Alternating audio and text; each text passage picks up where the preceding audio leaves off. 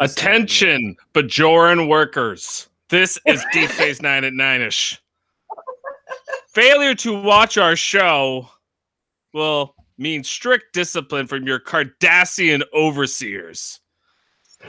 Welcome. This is Season 3, Episode 7, Civil Defense. Came out in 1994. I am Jeff Mader, your host of this wonderful program. Here to talk about Deep Space Nine. We have a wonderful assortment of panelists. We have my brother. Let's bring him in, Dave Mader. How are you doing? Hello. I'm good. Bajoran worker. I should have had you executed years ago. You tried. Yeah, that was my favorite part of the episode. Your short-sightedness often has been one of your flaws. My ambition is only. Sorry, go ahead. Yeah, your ambition outweighed your patriotism. Okay, moving on to Ashley and Kevin Millard, the tag team couple, bringing them on in to the Deep Space Nine and 9ish crew. Hello, how are you? Oh, good. Okay, and good. You used them all. You used all of ours. Well, you know what? I had them lined up. Okay. Also, we'll bring in our last Bajoran worker, Jaemeel Robinson. Is he from the Decor province? He's most likely now. I don't know if he's good enough for Decor province. Or maybe Decor province doesn't want him. I don't know. But Jaemeel, welcome to Deep Space Nine Deep Space Nine at 9ish. Yeah, thank you for having me. Okay, great. So this has been a great intro into civil defense. It's all about Gul Dukat, and it's all about him screwing with the whole cast, basically, and it's ensemble. This is a great bottle episode, maybe one of the first bottle episodes we've had in a while, where they literally just hang out on the station. But it's great because we get people trapped in rooms together and they can't leave. So we get the Cisco O'Brien Jake storyline. We get the Kira Dax Bashir Garrick plus Dukat storyline. And then we get the Odo Quark thing, which was kind of like, a side thing for some comical value or a little, some laughs. But that's the three main storylines. We'll head over to Dave. What storyline did you enjoy the most? And what did you like this episode? I really love this episode. Like we talked about it last week. We talked about how excited we were for it. It's a lot better. It's a lot better than I even remember. It's maybe one of the best bottle episodes, and it really reminded me of the Next Generation episode Disaster, with where Molly O'Brien was born, where we kind of did it on the radio theater, where the crew's all separated and the different teamwork scenarios where they have to kind of save the day by respectively doing different things. And I guess from like who had the best problem solving, I guess it was up in Ops. Especially when Garrick shows up in Ops with Kira and Bashir and Dax, and then when Dukat finally shows up, I think that's my favorite storyline there. I think that the stuff with Odo and Quark is fine, but it's a lot of the same we get. Like it's all good, but we get it so much. It's like it feels maybe like a missed opportunity here to put those two in this scenario where they're trapped in an office together. But they're gonna do it again. They're gonna crash them on a planet and stuff, and they're gonna have a lot of times just bickering with each other. And that's their relationship, and that's a big part of the show. And the stuff with Cisco and O'Brien and Jake, it's fine, but there's something about O'Brien and Cisco together that never really works very well for me for some reason. I don't know why. It works less well than it used to. Kevin and Ashley, does O'Brien and Cisco work for you? They're fine. Yeah, it was fine. They might have been. Yeah, they were fine. It's they never really seem to form a relationship, the two of them, throughout the show. They're kind of too similar. They're both like surly, middle-aged men that, are used to kind of being in charge. Yeah, but O'Brien's too on the straight and narrow for Cisco. He doesn't he can fix the stuff. That but he too. doesn't have he knows he's not going to get But nefarious stuff out of him. my favorite part of this episode is the Garrick and Ducat shit talking each other, but really not doing a Yeah. great job of it. Like it's amazing. Yes. Yeah, like when he's kind of shit talking about like Ducat's father, and he's like, his biggest mistake was trusting you, and he's like, well, he's like, he was the one who said, like the line, his ambition outweighed his patriotism, and just stuff like just such well written repertoire, that's going on, that I think why Deep Space Nine stands out. Jaemeel, what did you like about this episode? Is there anything that stood out for you? Did you like the ops stuff like Dave? Do you enjoy O'Brien and Cisco? I will tell you my favorite part of this entire episode, and that included this man. Ducat. Like, if I could just get like a supercut of just all the clips strung together, him feigning like, I promise you, you will not be harmed. You have my word. Just the the insincere sincerity is so great. And then when he and then you see him in person, and you're like, he is just as much as an asshole on the screen as he is in person. He does such a great job of it. Such a great job. Yeah, he's such a great actor in that role. Like the smugness of Gul Dukat, but he's always trying to make you his friend. And like Kira, like for instance, never has any of it. Cisco also says in this episode, yeah.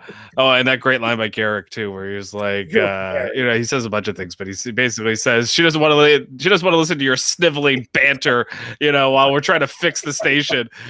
She obviously has better taste in men than you. Which also Ducat, like, he kind of goes like, ouch, bro.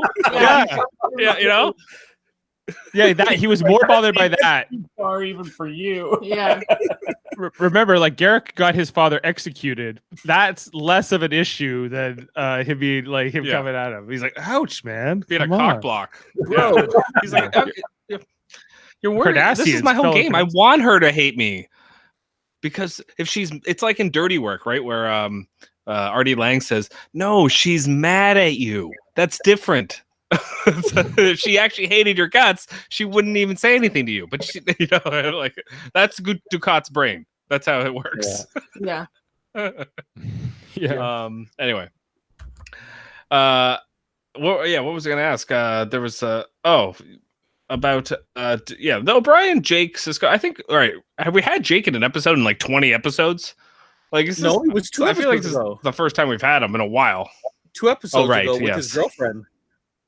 Right. But other than that, this is, and what's he wearing now? He's got a deck tan type onesie, but he's got a belt. So they gave him a belt. That's his worker belt.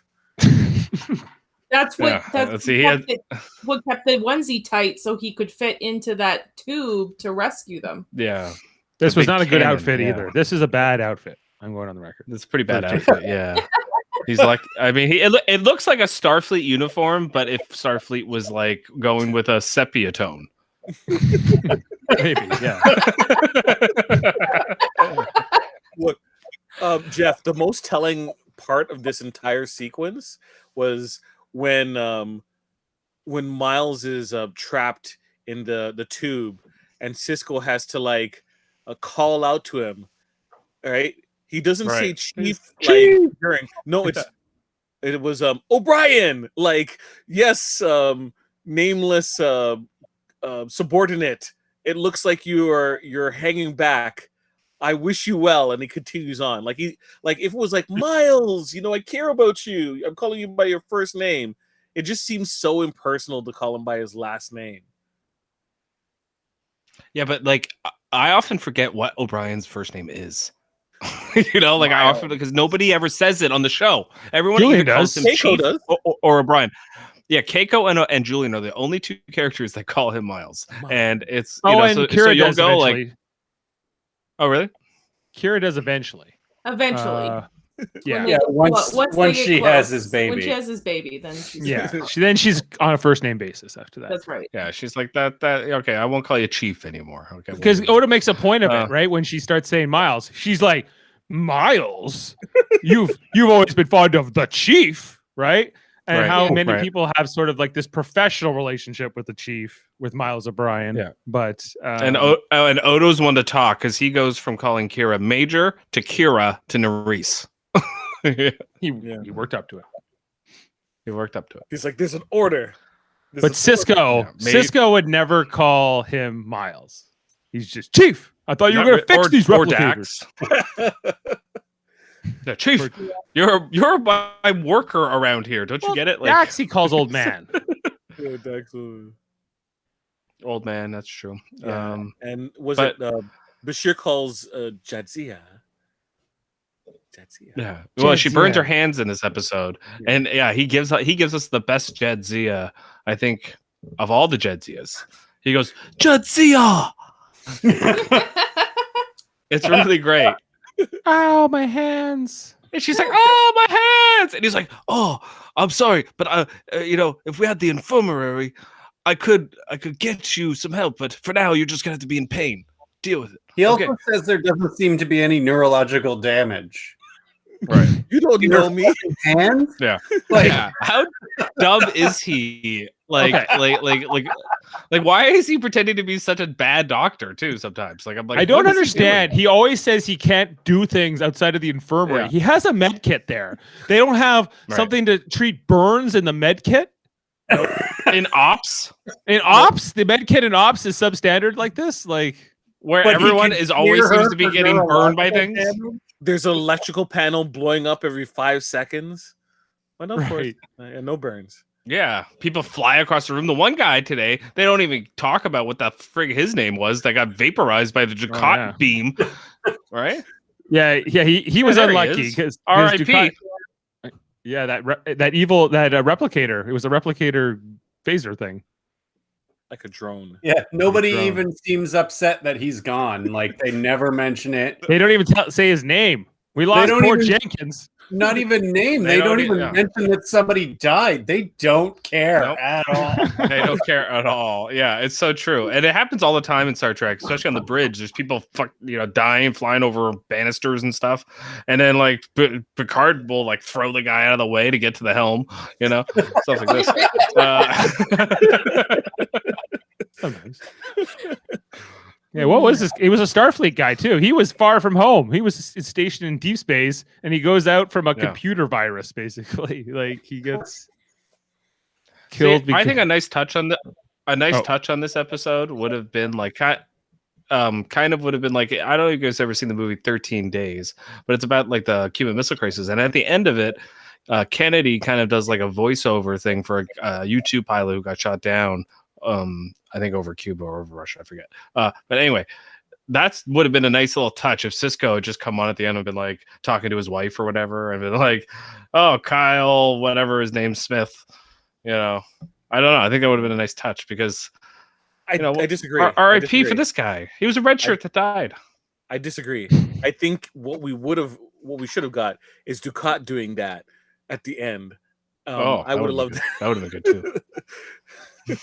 Attention, parents of Kyle Smith, or something. He was he died from my replicator phaser cannon, all because Cisco, due to Bajoran interference. Yeah, it's already pre-recorded to anybody who dies. It just sends it out automatically. That would be great. That would be great. Oh my gosh. Also, how great is Ducat walking into Cisco's office, sitting down in his chair, and flicking that baseball onto the floor? I love it. And we get lots of callbacks to the baseball in the office with Ducat and Cisco, which is I think really great. And this is kind of the start of it. It's my office. It's so good. Right. I looking back on this episode too. For me, it makes me question because how I ever thought that Dukat was on this redemption arc, because for a long time, especially when he kind of turns face, in season 4, right? Well, he's helping them more, yeah. Yeah, he becomes more of an ally to them. He becomes, when they're going to face the Dominion together, and there seems like he's might be turning around, becoming more, not a true good guy, but an ally and someone that they can, maybe in a Garrick kind of role too, like a roguish kind of ally. But then he turns completely evil, but not really. He always was this person, clearly. And there was a part of me that wanted to like him, but never should have. Never, they tell us right from the beginning what he's responsible for and who he is, and we get more of that tonight. Right, and he's very clever. Like I think that's why you kind of grow to like him in some ways, because one, his dialogue is fantastic, but two, he's extremely clever in the way that he goes about things sometimes, and other times he's completely obtuse. Like when he's trying to like get the Cardassian soldiers stationed on DS9, it's like, that, like Kira says that to him, like, that wasn't gonna work, he's like, oh, I think you have no choice. She's like, I would rather watch the station blow up than have Cardassian soldiers on it. Yeah, so.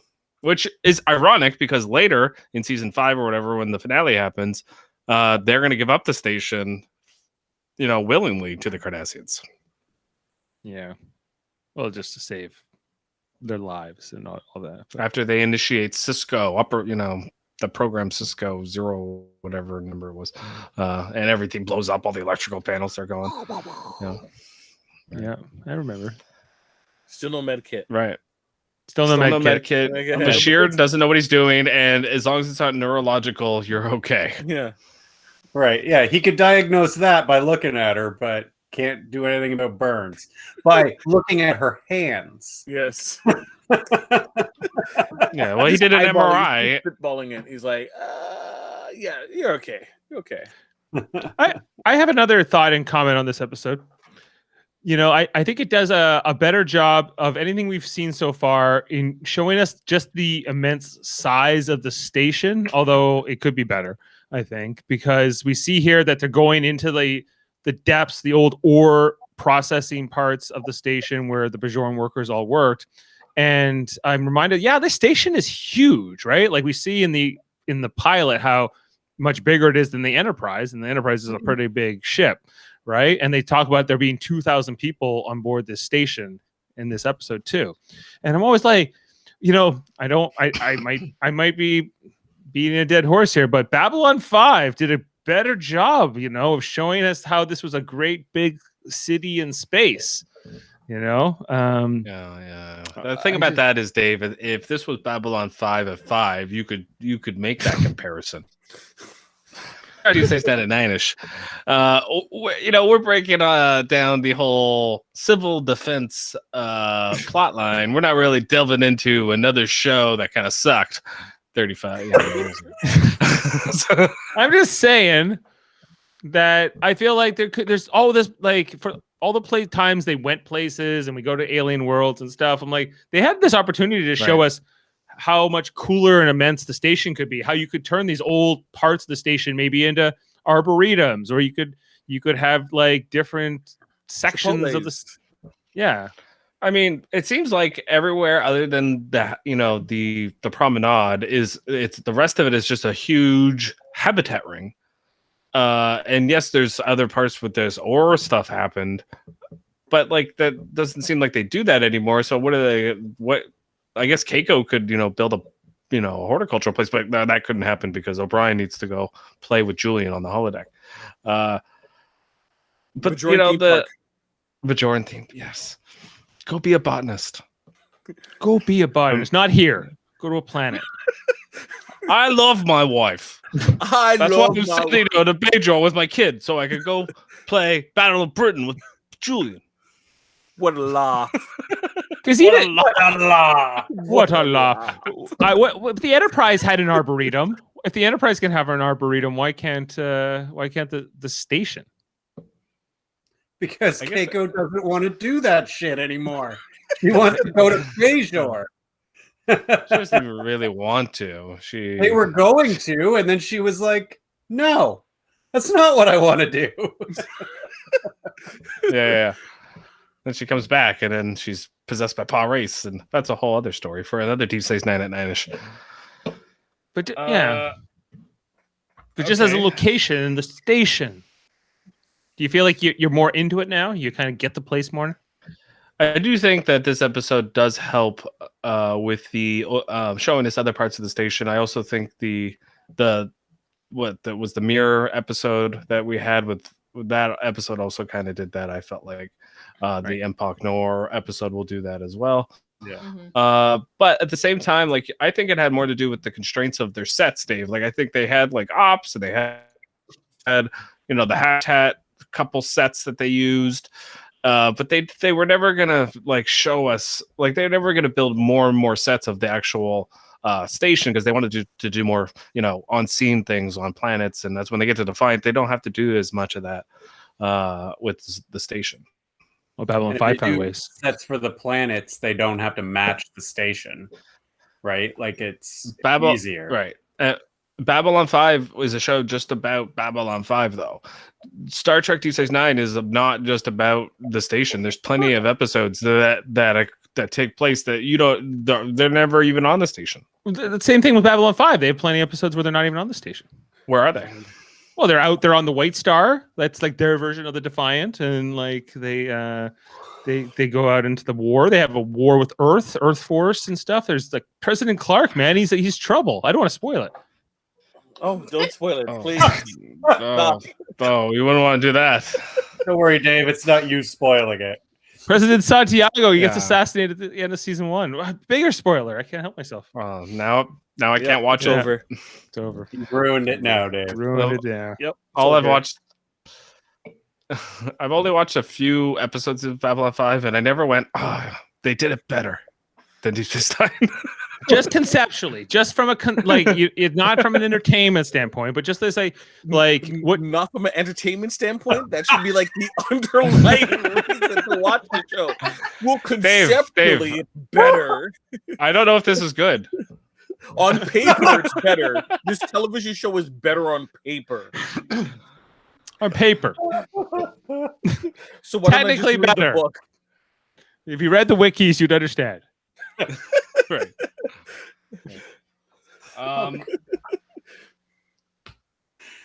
Jeff, where do we go from here? If not to Babylon 5's Arboretums. No more Babylon 5.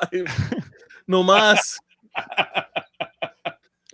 I mean, okay, so is there any character we don't get on the main cast in this episode? Is everyone from the main cast in this episode? I think they are, right? Yeah, I think so. No, I don't think even Jake's here. Yeah. So this is a complete bottle ensemble episode, which is rare. Plus Garrick, who's technically there, and Gul Dukat. Plus Garrick. Special guest star. And Dukat. It's like really the whole. This is like the main team. This is to bring you team. This is the team you bring north. Jaemeel will understand. Jeff, my issue with this is I wish the combinations were different, because a lot of these people, they've already interacted. I would have wished it was more of a mixture of different personalities at play, so that we can kind of see how certain people bounce off of each other. So where's Dax and Jake and Odo? Yeah, that's like a that's totally true. different... They do pair the same people together quite often. Yeah.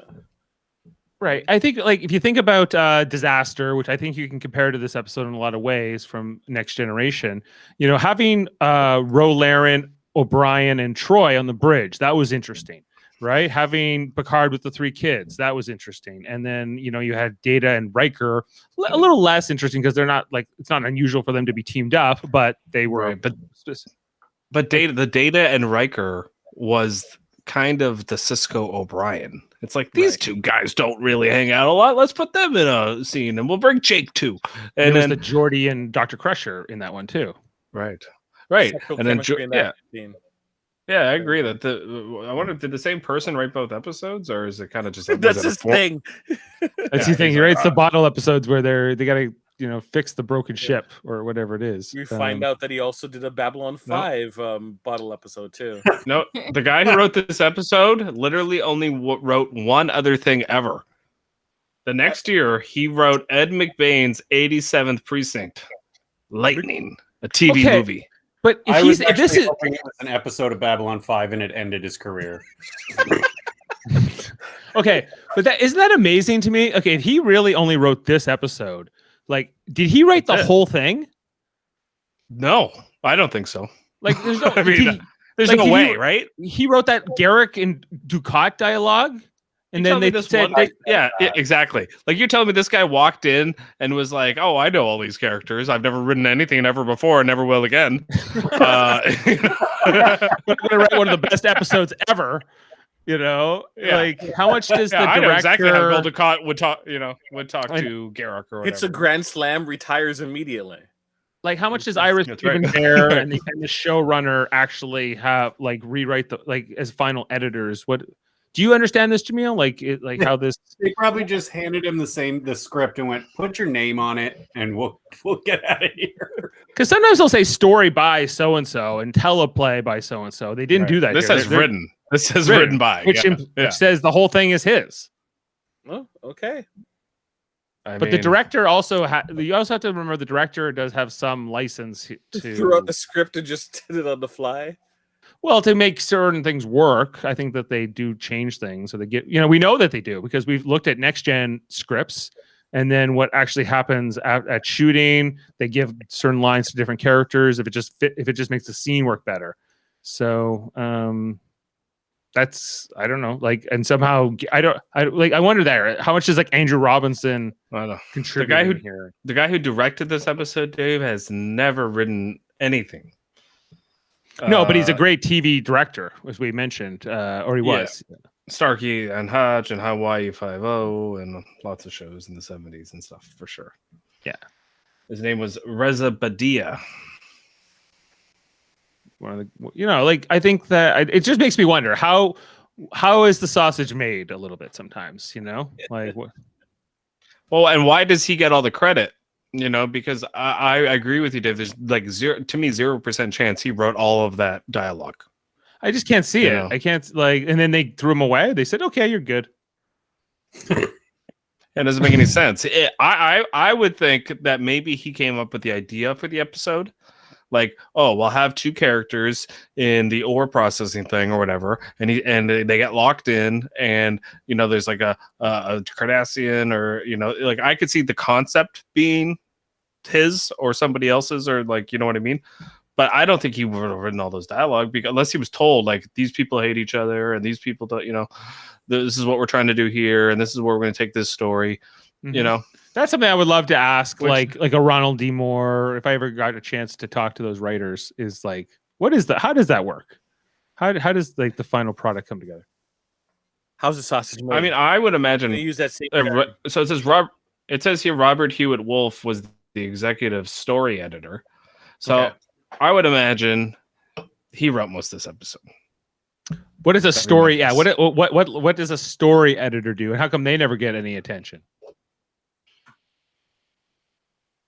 Because they did this with music too, right? Like, it's like whoever composed the song deserves all the credit. That's kind of ridiculous, because when you listen to music, that's not necessarily like what makes a song good, or it's not how it was composed. Like, yes, that's important, but it's how like it was performed and how what the artists who reinterpreted it or did different things. So but they made that decision a long time ago in movies and in music, that all the credit goes to one person, and they seem to do that with TV shows as well, which I think is silly. Novels too. Novels, it's written by someone, but it goes to the editor, and they make notes and do changes and send it back to the author, and then the author makes whatever changes they think, and then it goes to the copy editor, who does the exact same thing. Then it goes back to the author, and then it finally goes to the editor again, and then to publication. So it goes through multiple people who change things around and look for continuity and make sure that things match up, and if it's like a series or whatever. So it happens with all of that stuff. You have to have more than one person looking over things. Yeah, for sure.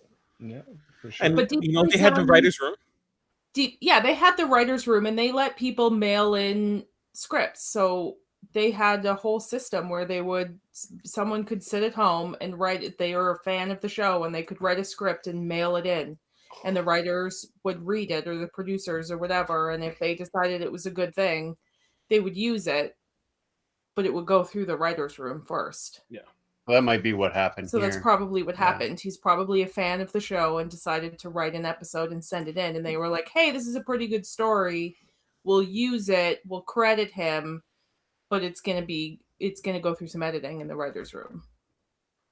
Yeah, Yeah. that's what I would imagine. It's got to be, right? Because it's some of the dialogue continues like in the further on down the series, the way they were writing the banter between certain characters. Mhm.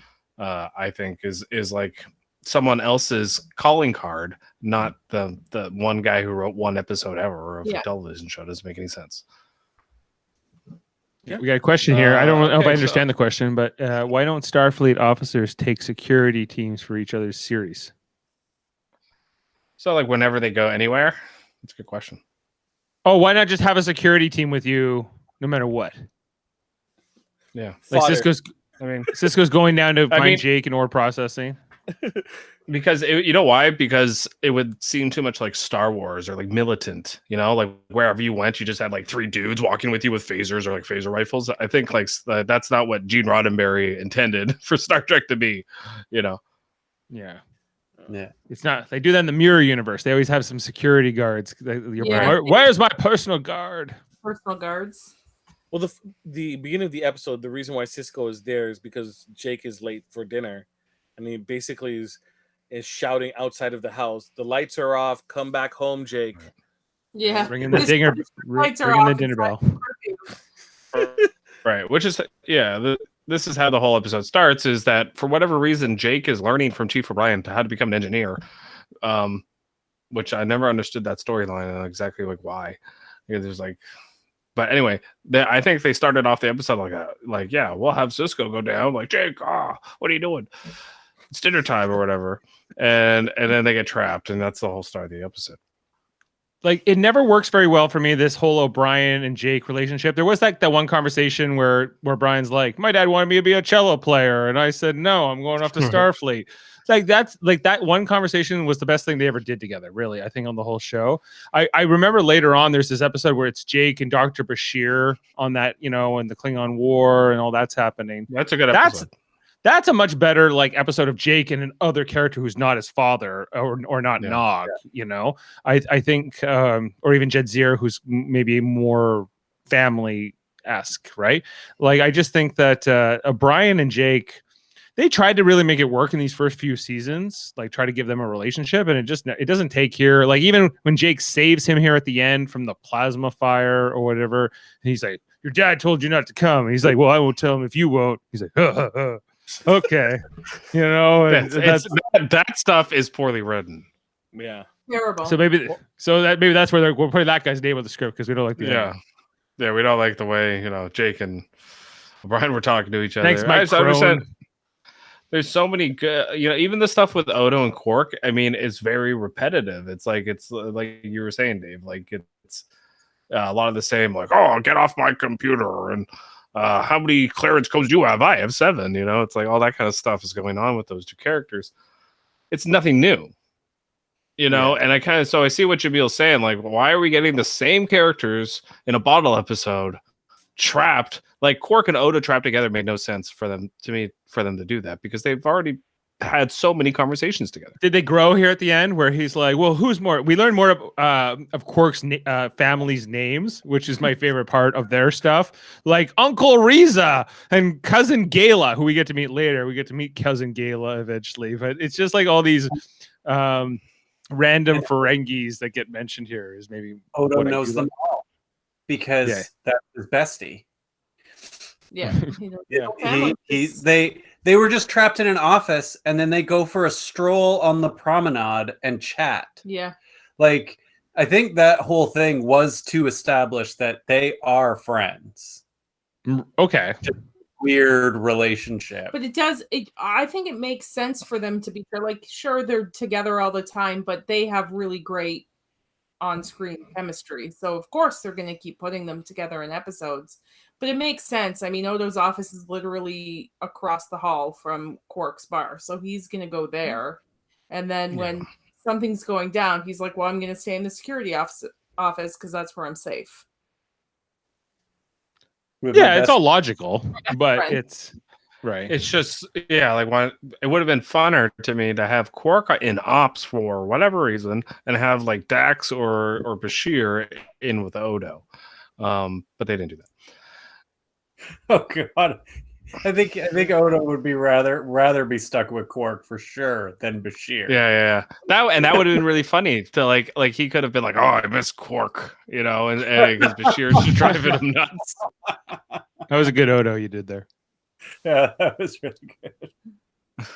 You guys save that. He's hard to do, Odo. He is hard to do. I was so confident 1 week going in for Odo. I didn't come out that confident. I think if they were going to have Cisco save the station the way he did, I don't think he should have been with O'Brien. I think he should have been with another character. Because in that situation, if anyone was saving the station, it's O'Brien.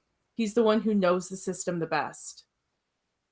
And knows but actually, it was Commander Cisco. I'm sorry, Ashley, who saved the day. I know, but it should have been O'Brien. So what I'm saying is, if it was going to be Cisco who saved the station, he should have been with another character. Because having him with the character who knows the most about the station, but isn't the one to save the station, doesn't make a lot of sense. Yep, right. And why do you think they gave Cisco this ending, like to where he had to pull the isolinear rods out and he had to whatever he did? How did Cisco know that stuff about? Cisco used to be an engineer. Okay, Yeah. but he Cisco wasn't but on Federation stuff, not Cardassian. No. So it's not his day to day anymore. And it's I don't know what he knows about Cardassian stuff. Clearly not as much as Gul Dukat. Gul Dukat was right down there fixing stuff tonight and getting in there. Like he looks like he used to maybe be an engineer himself. Yeah, probably. I mean, that's how most of those guys. That's why I think Dukat and Cisco kind of are parallels of each other in a lot of ways. Yeah, at least we get an idea that Dukat is a pretty ingenious computer programmer. Right. Yeah. That he lets it open that his boss can kind of change the rules. But he did leave a doorway for what was this Leggett Kell, was that his name, who shows up here, this is one of my favorite moments where he's just like, Dukat, you coward, you were trying to beam away while we're trying to destroy the station. This is not acceptable. And Dukat's reaction to that, he's like, what does he say? Like, this is preposterous. Preposterous. Yeah, the way he says it is so fantastic. Yeah, and you're like, it's not preposterous at all, is it? You've lost control of disgracing yourself in the Cardassian. Your attempt to escape is no doubt a final act of cowardice. Only a final act, right? There's been many acts of cowardice, clearly. Yeah, they know he's a coward. This was just the final straw. It says all you can do now is try to contemplate the depth of your disgrace and try to die like a Cardassian. This is they thought this highly of him, huh? And I love how it's all pre-recorded. Like that's the best part. Yeah, all of it. Like if you walked into this episode, like our dad, who's never watched TNG or DS9, you'd be like, "What the hell's going on? Like what?" Like what? Why is it? That's recording, and what's this about? The Cardassians used to run this station. Like it would be so confusing. Like you'd be like, "What's going on?" Like What about this whole line too, where Bashir said, "Oh, I was just trying. What a laugh! I was just getting used to this place being home." He didn't say that part, but he said, "I was just used to this place becoming home." I was finally getting used to this. I was finally getting used to it, and then Kira's like, "Oh no, go ahead." Your home was built by Cardassians, Doctor. Never forget that. Yeah, they keep like mad at him. Yeah, Kira's always mad, like about the fact that anytime she can be like, Cardassians, they do it, especially when there's a Cardassian like coming to the station or they're talking about that subject matter. They always give her some sort of line to be like, create that antagonism. I think it's supposed to be her PTSD, but I don't think at the time, I don't think It was, And or here's your favorite punching bag. Bashir is everyone's favorite punching bag. That's Yeah, true. but there's a couple of episodes where he actually Yes. got punched. Cisco's the. I mean, O'Brien's just the only guy that feels bad, so that's why they're friends. Yeah. Right. He's like, I feel your pain. I suffer too, man. It's like Kira, like O'Brien didn't like me at first either, and I eventually wore him down incessantly until he had to hang out with me. So you'll do the same too. Can I call you Nerys? Nerys? Okay, great. Do you like Bajoran music? Okay, great.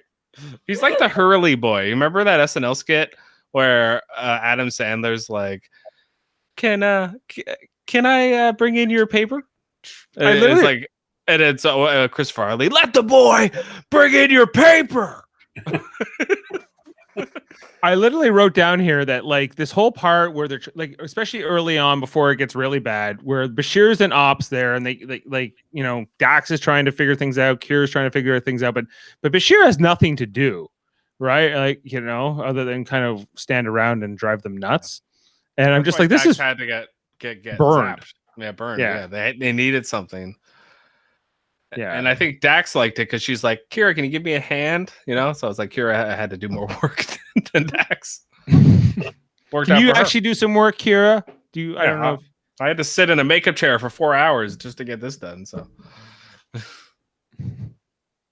But I think I don't know. Anyway, so yeah, I just him, and then when Garrick shows up later on, he's like, "Hey, Garrick, how many Cardassian tailors know about right. you know, security codes?" He's like, "I don't know." That's He's basically like, Garrick's he's like, answer. I don't know, but your pants are done, so shut up about it. That's basically what he says to him. You would, I think he said something along the lines of, "You would be surprised." Like, Yeah, but then he also says your pants. yeah, your pants are Correct. ready. Yeah. But But I think that's all I have. All right, that's all Dave has. Jaemeel, you have anything else? You got something you got to spit out? Not really. I already made my point about how it kind of felt like this was a lost opportunity. This episode is good. I like this episode a lot. But it was a lost opportunity to kind of put like opposing characters in like a situation where we kind of see them bounce off of each other. But with that in mind, still such a great episode, man. It's just like even though you know what's going to happen, it's just a journey still to get to that point. Right, absolutely right. The Jake, Miles, and Cisco side quest was unimpressive. When Garrick and Ducat are just like bantering back and forth, that's just great, right? And you can even see from the body language and the how he's just watch the episode and how he's like facing Kira the entire time. Like everything is like he's reacting to her, right? And I don't think that's a character choice in terms of like the episode. Like we were looking at the documentary.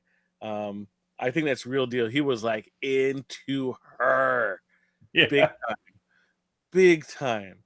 Who Bashir, like the actor, Alexander Siddig?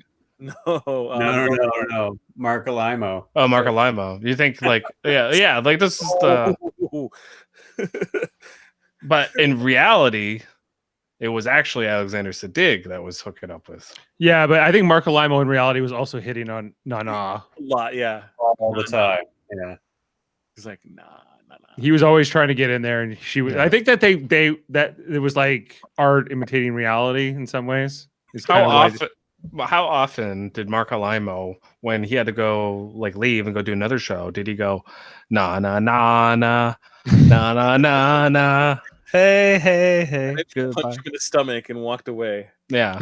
According to the documentary, they never told them they liked him. Which is crazy to me. Like, how do you like? He's definitely the best villain that they have on the show. Maybe Wayoon, maybe the founder lady. But he never felt comfortable. Like, I guess in like every guest appearance, he thought maybe it could be his last one. I think a lot of the people on this show, felt that way. Except maybe Andrew Robinson seemed like he seemed pretty entrenched. I feel like Andrew Robinson feels like he was a member of the main cast, right? Yeah. I guess he is. I think he was, yeah. Because like he was on the station like the entire show, so Yeah, but he's not like he never has status like Jake does. No, but he's in less episodes than Jake by like one. by one. Yeah. Garrett's awesome. You want to take us some double F? All right, we can do Okay, some play. double F. Play. Gotta hook this up one sec. Jeff, when you move your microphone, it's very Sensitive. Like it's very rumbly when you do that. Is that part of? Okay, one sec. Are you ready for some fun facts? Oh my god. It's a double F with Jeff. I've been studying MDB metaphysic puzzles, and all I've got is Star Trek in my head. Double F with Jeff. Oh no. Oh no. Okay, welcome to Double F with Jeff. Please do not react. I think it's perfect as is. Yes, thank you. I think it's pretty Thank good. you. I don't think Eamon needs. Maybe he can edit it, but the authorship, the composition of the song. I think it needs a beat or something. Oh, you need to listen a little bit harder. It's there. Although it's not, but Dave, the beat isn't external; it's internal. You'll feel it. Oh, The beat listen goes to on. it. I'm trying. We got the beat. The Beatles. Yeah. Right there. All right. Welcome to Double F with Jeff. First fun fact coming up. Attention, Bajoran workers. Producer Ira Stephen Bear commented on Ducat being more of a villain than he was previously in the Maquis episode. We were making him a little too friendly, and we definitely did not want to do that. I don't want him to become the friendly neighborhood Cardassian. That's Garrick. That's Garrick. That's Yeah. Yeah, well, I guess so. But also, Garrick, kills people sometimes and Attempt genocide. Yeah. attempts Yeah, he's genocide. killed at least 3 people at this point on screen. But he hems their pants, so it's okay. Yeah. Yeah. Right. All right. Coming at you with another metaphysic puzzle. Fun fact. The belt which Odo wore for the first 6 episodes of this season disappears in this episode, Dave. I noticed that. Travesty. Well, Renee he didn't always wear. Auberjonois. What? Sorry. Renee Auberjonois had originally requested the addition of the belt after liking what costume designer Robert Blackman had designed for him in the crossover Mirror episode. However, on the beige costume, Auberjonois felt that the belt looked Buck Rogers-y and asked if he could remove it. Finally, Kira finally notices the difference in Crossfire, which is coming up later. Well, yeah, and because I remember that scene where she knows he doesn't have the belt anymore, and I actually think that the uniform does look better without the belt. But you need to have that collar, that high up collar. It's all about that. It's all about the collar. Okay, always. Okay. This episode references the rule of acquisition number 75, which is home is where the heart is, but the stars are made of latinum. Right, so that he's called to the stars, just like a Starfleet officer. Maybe he has like this parallel kind of with them in the sense that he's chosen to pursue his life as a Ferengi, an entrepreneur and a capitalist, but he's also wants to do it in space. He's an astronaut. Yeah, he's an astronaut. He's right? he's a space astronaut businessman. Yeah. This episode had an extremely difficult gestation. According to Ira Stephen Bear, it was one of those backbreaking, horrible experiences. Although he does acknowledge that, quote, it was terrific at the end. The original pitch by Mike Crone was intended as a bottle show, and while the basic man against machine element of the plot was fine, the problem, according to Ronald D. Moore, was in trying to find a way, quote, to make the Jeopardy intriguing, to find the inner story. By the time of production, virtually every writer on the staff had a go at the script, but every single draft was rejected by Michael Piller. According to Bear, Piller called him at 8 a.m. on a Monday morning to tell him, quote, I hate to say this, Ira, but I'm not buying any of it. It's not working, end quote. In the end, after much work, the staff finally got together a script which Piller approved, and the episode was greenlit. But even then, there were more problems. According to Bear, quote, the writing process turned out as painful and disgusting as we thought it would be, end quote. However, he does acknowledge that, quote, in the end, it turned out solid with some nice twists and some great stuff for Garrick and Ducat and the paired up teams, end quote. That was a long, fun fact. Mm-hmm. Well, that's really because it kind of answers the question I had earlier. There's no way that Mike Crone wrote this whole thing, and you just confirmed he did not. It was basically the entire staff that wrote this, and then rewrote it, and then rewrote it again, threw it away and wrote it again. And then Michael Piller finally went, okay, you know. And what does that tell us? When you do that, you get a good result. It tells me that this episode was probably going to be in season 2, and you know, like, but they didn't do it because it wasn't good enough. We're working on it. Yeah. This episode builds upon the antagonism between Guldukat and Garrick, which was first hinted at in the second season episode Cardassians. It would next be seen in the 4th season episode The Way of the Warrior. Yeah, where he says, "Oh no, I can't," because he later tells us in the 5th season, he's like, "I was gonna kill Guldukat, but I said, oh no, I can't kill all these Klingons by myself, so I better let them live." He's like, he's like, no, the best part of that line, Dave, is like, so, and you're regretting that? He's like, oh, I think he's talking to Kira. He's like, oh, Major, in about 1 hour, the entire Alpha Quadrant is going to regret it.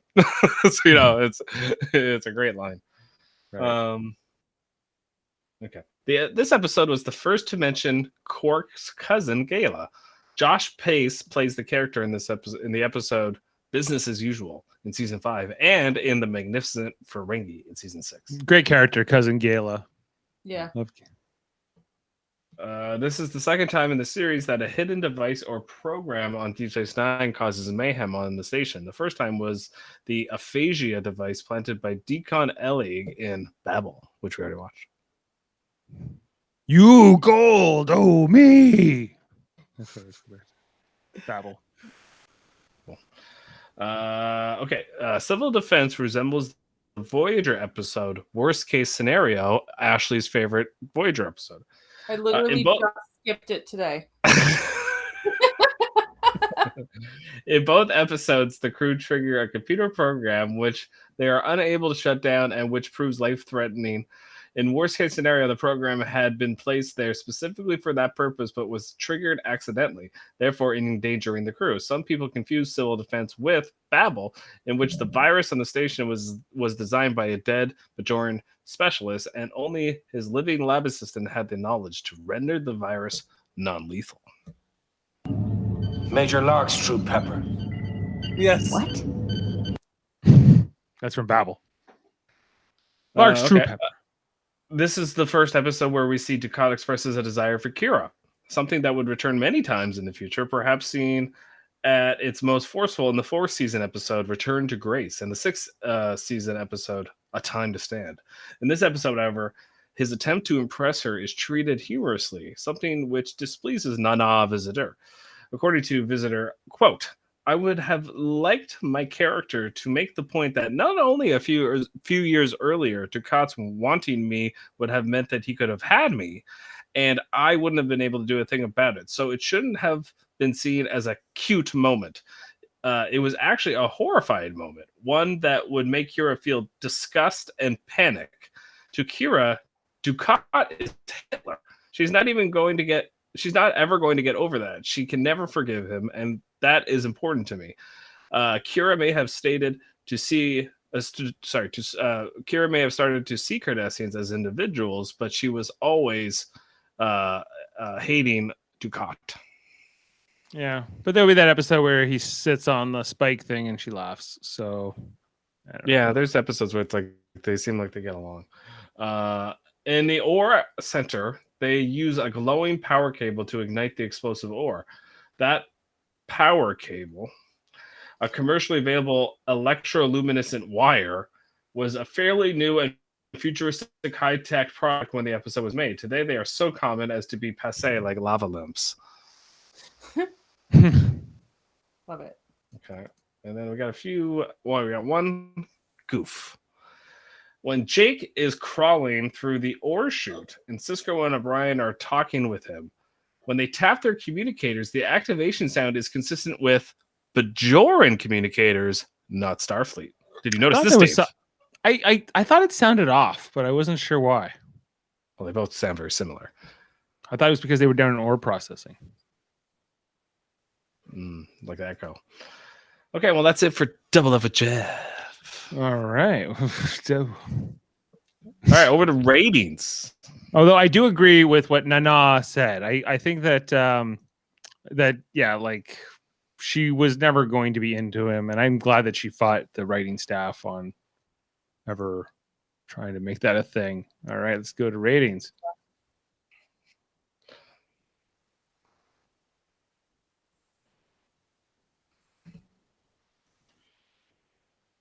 Okay. Oh, wait, can you see that? No. Nope.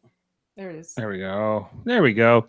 Okay, so we're getting into the ratings, and as mentioned, this is a Mike Crone story, teleplay by. We should just change it to everyone.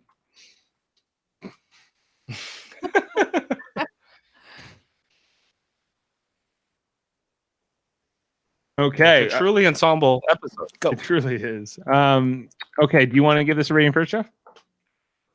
Okay, do 9.5. I like this episode a lot. Whoa. Oh, that's you've thrown it out there. I'm probably in the 8s. I'm probably in like I would give this like an 8.6 or something like around there. Jeez, get on my head, dude. I was gonna give this an 8.7. There you go. Great minds think alike. Yep. Actually, I give it a 9.8. It's one of my favorite episodes. Woo! Fire. Kevin's a 9. with the 9. I always felt he was a 9.5. You know. Wow, He had that this funny is- walk. This is way up there. This has a 9.1 now. Okay, and by the way, it's an 8 on IMDb with just over 1,200 ratings. Average is at 8.6 for our combined. And I just want to see if has this made top 10. It sure has. This is now in our This is now Civil Defense is one of our top 10 episodes so far at 9.1. The others are. It's tied for third. Yeah. Not these are not in order, just in order of when we viewed them, but these are the top 10 highest scores. With crossover being and duet still holds the title for the best so far. 2 10s. Russian judges. Russian judges, exactly. Yeah. Jeff, the episode we have next is called Meridian, I believe. Yeah. Sorry, I have to Next tell you this. week's episode is Dax falls in love with one of the residents of a multi-dimensional planet. While on DS9, an alien requests a holosuite program of Kira from Quark. This is the episode where Quark is stalking Kira to get her holo image, and Dax they go to this planet where Dax falls in love with this guy that is on this planet in the Gamma Quadrant that is like these people like kind of like are spirits, and then they come into like these bodies for like every like hundreds of years or something, isn't it? Phasing in and out. It's a very Jonathan Frakes episode, so that isn't surprising that he directed it. Well, Jonathan Frakes, this will be the second episode he's directed so far this season, and I'm just Avery Brooks having also directed one as a cast or of a Star Trek cast member, but just to look at like who's been kind of like the focus of these episodes in the third season so far. So like the first couple episodes are ensemble. You can argue that the second part of the search is more maybe Odo focused potentially, but it's really about everybody. And then you have a Quark / Miles and Keiko story, and then you have Dax, Kira, Odo ensemble. Dax again. Where's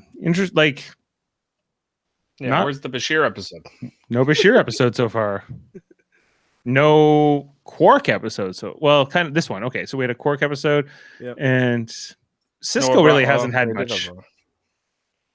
Yeah, Cisco, but Cisco's been like, he's been more present in this season.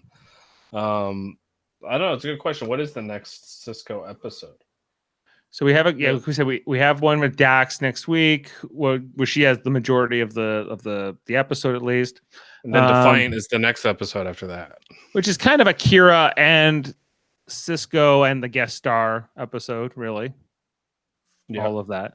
Okay. And then after Defiant, and then there's going to be Fascination, which I don't remember. Yeah.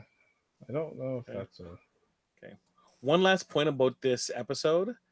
Did anyone recognize Ducat's password on the replicator? It's basically just like a full circle. That's it. Just that's it. It's just a shape? It's like, yeah, there's like multiple squares, but he does like the outside. That's it. I know he's got the color green in his security code. I heard that Was tonight. it Ducat 8116 green? Yeah. I think. Yeah, it didn't work though. It was disabled. Okay. This is outrageous. Oh my gosh. All right, Jeff. Okay, well, should we plug some shows here, Dave? We should. You Okay. guys got, Well, no. yes. Got the original Wednesdays. series tomorrow with our dad. Yes. Ted Treks. Right. Ted Treks tomorrow. We're going to be watching. Ted Trek. What are we watching tomorrow? I don't know. You mentioned it. Bread and Circuses. The Bread and Circuses. Yes. The Roman Gladiators. The original series, they just love to hit every like ancient thing. Like they're like, we're gonna go to Greece, we're gonna go to Rome, we're gonna go to Egypt, we're gonna, We're going to go to old Nazi Germany. Chicago. Yeah. Yeah, we're gonna see Nazi Germany. We're all in space on different planets, never on Earth. No, Where's the We're going to go to the Canada? 60s. We're going to go to the 30s. We're going to go to the, Where's the it's, Canadian episode? Never Canadian episode. Anyway, so that's we're that. doing that. Yeah. And then we have Star Trek Radio Theater on the weekend, Saturday night. We're going to be doing a piece of the action, 20s Gangsters, while we're on the subject. And a lot of fun there. So cast will be released soon for that, and we'll be coming out Wednesday. Our dad's going to be on that episode, Jeff. Special guest star. Special guest, Ted Trek. Yeah. Yeah. Well, look out for that. And then we have our other channels, Super Mater Brothers Podcasting, where we cover lots of different shows that aren't Star Trek, including right now, Jaemeel and I are doing Big Brother Canada 9. We are in the 5th week. It's the Invisible HOH. Invisible HOH. Spooky. Ooh, Check who it is out. Who It's is it's the last week before jury. You might want to get into this. Yes. Spicy V is on the show. Yeah, she's on the show. Yes. So is Keefing It Real, Kiefer. Together they are Real Spice. Yes. Okay. Anyway, there's other stuff there, like Marvel Cinematic Universe, where we talked about WandaVision, and there's also Westworld stuff, and there's Survivor, and Big Brother USA. Yes. Survivor. I think I said that twice. And then Trivial Debates, our other channel, where we argue about movies, TV, sports on a monthly basis. We just had an episode with Chris Seymour hosting, and we had Eamon Mater, we had Jaemeel, we had Adam Woodward competing. I don't know if anyone here has checked it out yet, but if you haven't, you should. I've not. I haven't yet. Well, you're missing out. Some fun debates happened. Some malarkey. Yeah. That's it, Jeff. That's all we got. Okay, that's it. Well, whoa. Attention. What? Yeah. Star Trek Radio Theater last weekend was so good. You got to listen to the edit. Right. Okay, listen to the edit, guys. Attention, Bajoran workers. You've made it to the end of this podcast. we will not do you any harm, but we encourage you to join us next week for Deep Space 99ish. But for all of us here at Terok Nor,